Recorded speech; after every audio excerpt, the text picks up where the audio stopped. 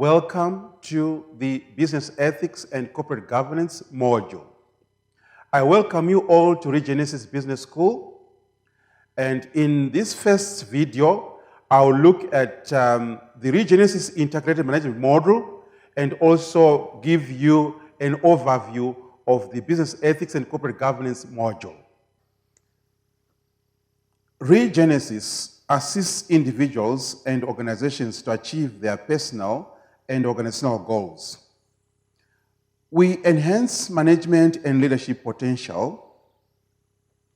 Our approach to education and development is holistic, considering every interaction not only from an intellectual perspective, but also in terms of emotion and spirituality. This course will draw on a model developed by Regenesys Management. We refer to this model as Regenesys Integrated Management Model. The external environment, the levels of an organization, the team, and the components of an individual are interrelated in a dynamic and systematic way. The success of an individual depends on his or her self-awareness, knowledge, and ability to manage successfully these interdependent forces, stakeholders, and processes. Have a look at the model and the illustration shown on the screen.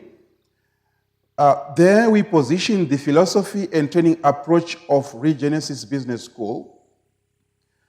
The focus is on the individual. And looking at the individual is four elements. I am physical, I am mental, I am emotional, I am spiritual. These four elements make you and me. So what we do realize is that there are interrelationships that exist at individual level, at team level, at institution level, and at the external environment level. The individual impact affects team performance, affects the organization performance, and engages the environment. Therefore, for us to achieve organizational success and be a success in our operations, there is a need for an alignment of systems, strategies, structures, and culture to get to delivery. The Regenesys Integrated Management Model seeks organizational, team, and individual objectives that they are aligned. The degree of synergy and alignment between the goals and objectives of the organization, the team, and the individual determines the success or failure of an organization. It is therefore imperative that each organization ensures that team and individual goals and objectives are aligned with the organization's strategies, structure, systems, and culture. I will now take you through the Business Ethics and Corporate Governance module overview. Organizations need to maintain certain ethical standards besides the pursuit of profit.